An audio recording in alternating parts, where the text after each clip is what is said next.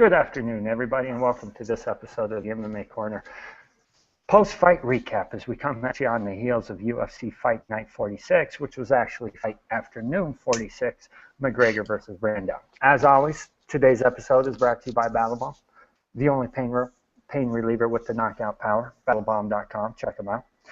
Audio for today's episode is powered by Soul, Power, Clarity, Comfort. Soul Electronics, get you some. I'm your host, Josh Davis, alongside my co-host for the day, Trey Downey, feature columnist at the MMAcorner.com. Trey, how you doing? Doing very good. I love these afternoon fight nights. Gives me, something to do on a Saturday afternoon outside of college football season. Get done early in the afternoon here on the East Coast. I'll have a whole night ahead of me.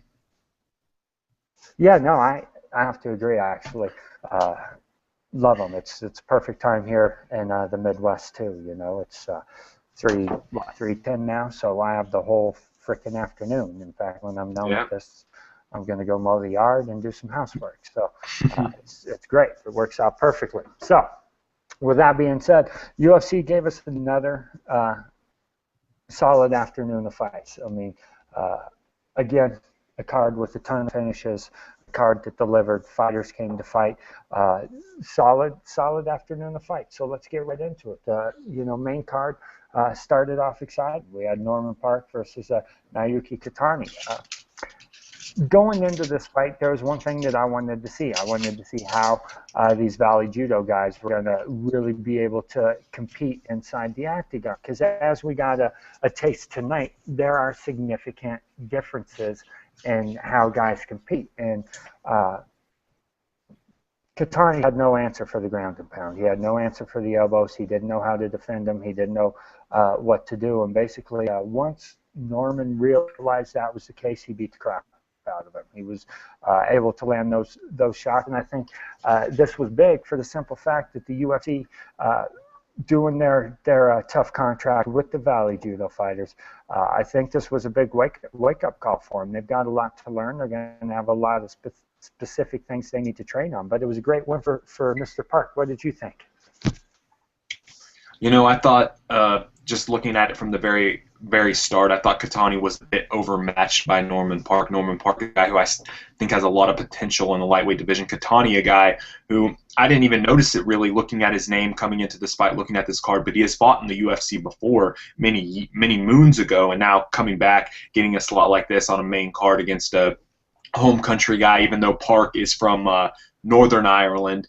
But, it's big for Park, a big stoppage victory. At the end of the first round, I thought it was pretty close to getting stopped there with those elbows. Once Park finally decided to open up a little bit, he was a little tentative, kind of feeling out the odd, different style, the Vale Tudo, as you said, from Kitani, and he seemed to almost be a little bit of a one-trick pony. Once he, really couldn't get that takedown, couldn't lock up a leg lock, it seemed like Norman Park was just, able to finish it on the ground. He didn't have an answer to the ground and pound. Those shots at the end weren't necessarily getting through, but Kitani didn't do anything other than just turtle up. And when you're just turtling up, that's not intelligently defending yourself, and the referee's going to stop that fight. So it was a good performance by Park. I'm expecting to see him get, a bigger step up in competition after this. He called out Diego Sanchez after the fight. And that a fight I wouldn't mind seeing, but I definitely agree. I want to see Norman Park against the top 20 guy. Let's see what he truly can do. And you're right, Kitani was overmatched from the very beginning. He had his striking was rudimentary at best. He had no answer for any of the stuff that was coming to him. And in the gym, the position that Kitani was in, we basically call that the give-up position. Now, most fighters don't want to tap due to strikes. That's really the, ultimate. I mean, that's the hardest pill to swallow. So you turtle up like that. You basically just kind of protect your face, and you wait out until the referee comes in and stops the fight. And that's exactly what Kitani was doing. He wasn't offering any kind of defense. He was just killing time until the referee showed mercy and stopped it. Great one for Norman Park, though. Want to see more of him. And I believe it was in 2007 when Kitani last fought in the UFC. So it was a long time ago before he 7 years before he got his return. And to be honest, again, with what the UFC is trying to do, I don't see them releasing him. I'm sure they'll bring him back and give him one more ass whooping before they move on. We, however, are going to move on. Ian McCall, Brad Pickett. Trey, give us your thoughts on this. I thought this was just a great fight too. Very unlike the first fight of the main card, very evenly matched up guys. Two guys that are right there at the top of the flyweight division, trying to work their way back up to another fight with Demetrious Johnson. Both of these guys have faced Demetrious Johnson before, and this was really my pick for fight of the night. You've got you had that great comeback performance by Cathal Pendred on the prelims and things like that, but that was really one-sided and then a great comeback. This was just very competitive throughout, and I think the difference in this one was McCall's movement and his able to counter-strike off of Pickett, throwing those big winging power punches. In the second round, I thought it was McCall went to the body a few times, including an uppercut, right to the midsection of Pickett that, it put Pickett on notice. And that, the speed, and then, in the third round at the very end, getting that takedown to, as I wrote in the recap, to, tie up a nice bow on top of that victory. McCall is right up there, back towards getting a title shot. I think an interesting fight to see, since Asau is getting the title shot against Demetrious Johnson next month. A good #1 contender fight with John Dodson out would be Ian McCall against John Lineker, who had a really good performance this past Wednesday. That'd be a good fight to see who can step up there and get a shot against DJ. And you bring up a good point. First off, this was an excellent fight. Both fighters, take my hat off to them, because they came out and they performed. And McCall did exactly what I said he was going to do on the prediction show. He was able to grind out the victory, but it was an exciting fight. Now, where does McCall go from here? You bring up some good fights, some good points as far as title fights go, or #1 contender spots go. Obviously, John Dodson's ranked #1. He's out with injury. Joseph Benavidez is #2, and Ian McCall's #3. We've seen that fight. Ali Bagatinov, well, Demetrious Johnson just schooled him. Then you have John Moraga at #5. He's not really in the mix.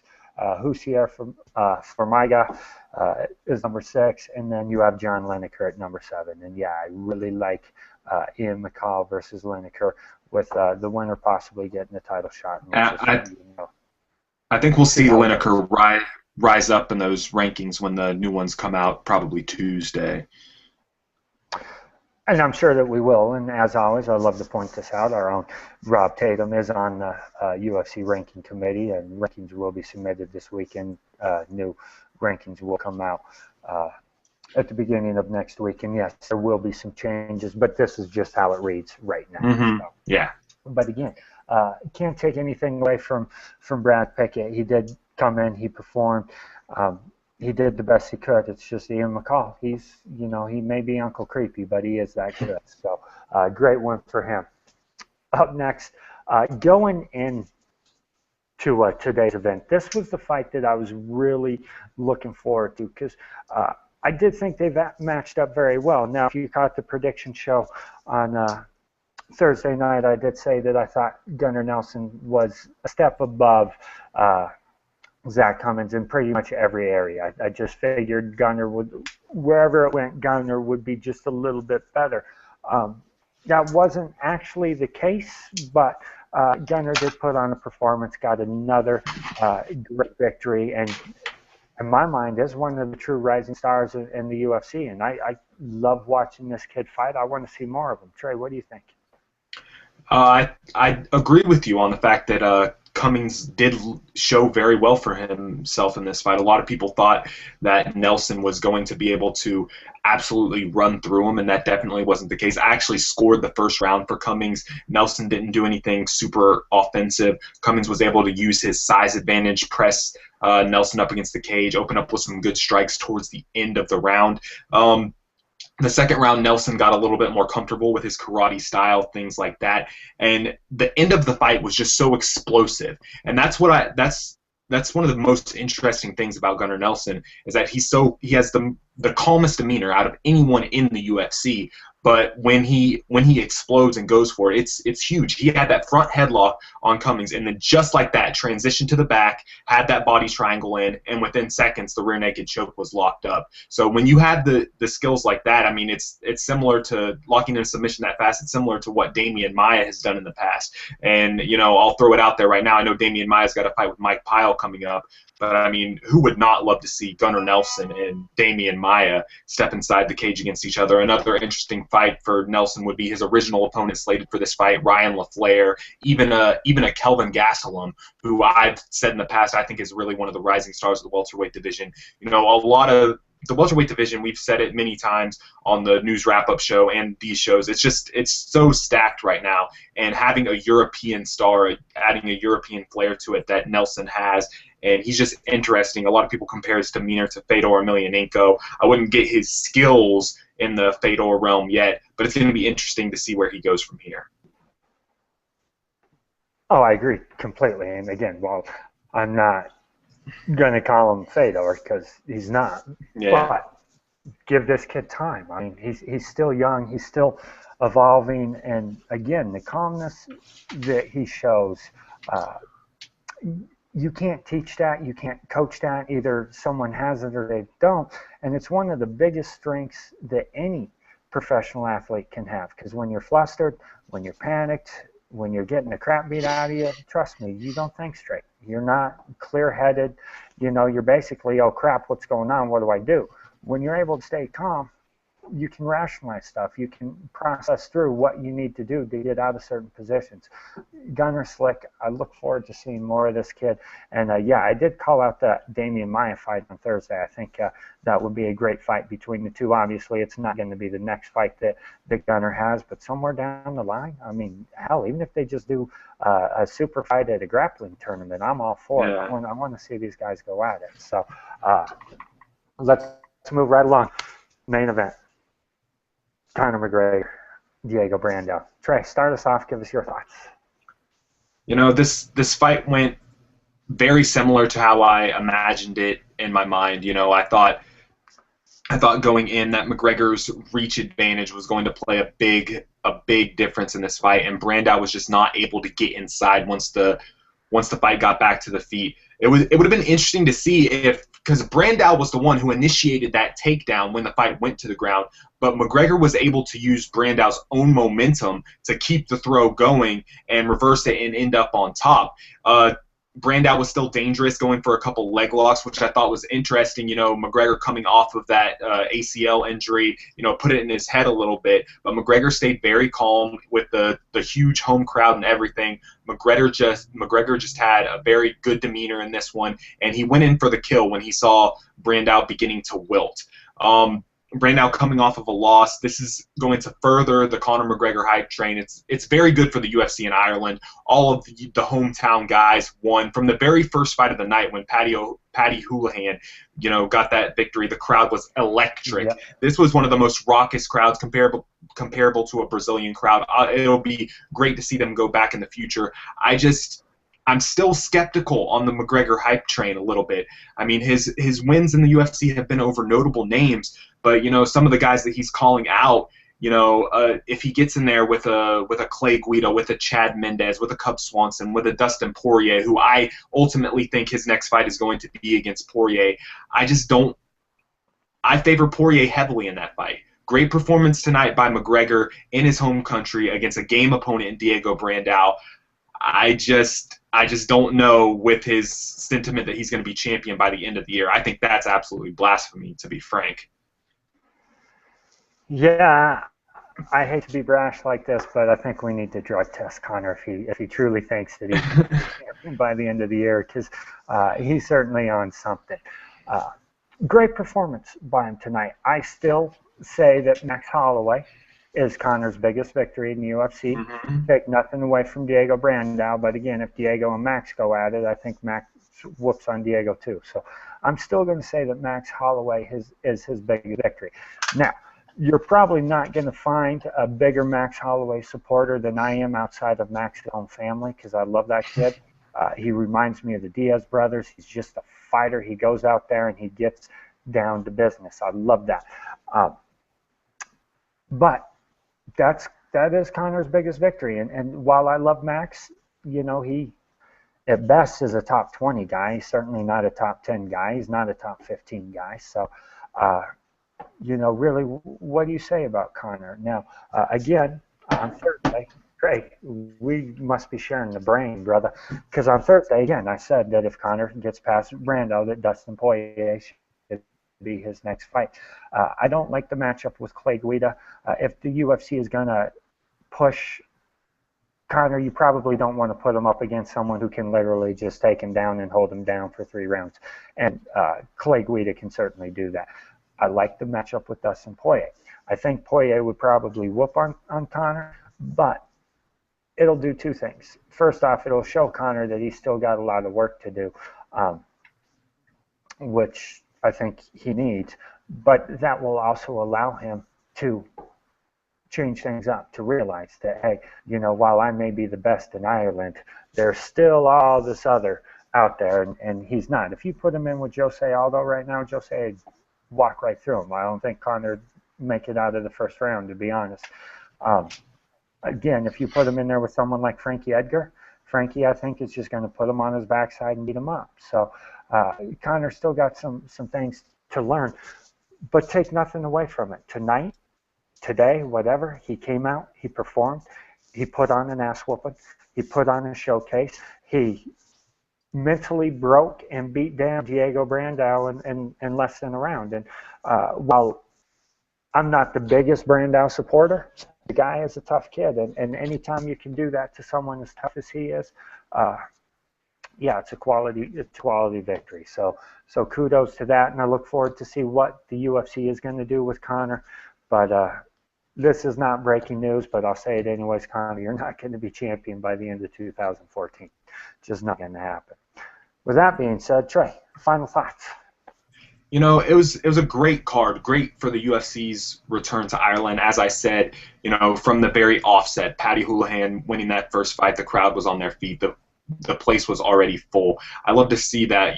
Vegas, a lot of times you'll turn on Fight Pass in the prelims and you'll see more empty seats than full ones. I love the UFC going to markets like this where the fans really appreciate them being there and are there for every second of every fight. It was like that when I attended my first UFC event back in April in Orlando, and even more so here in Ireland. Conor McGregor called for a stadium show at the end of the card, and I think I'm a firm believer that the UFC needs to do more of those. And just one quick thing, I mentioned it for a second earlier, but how about Cathal Pendred's comeback?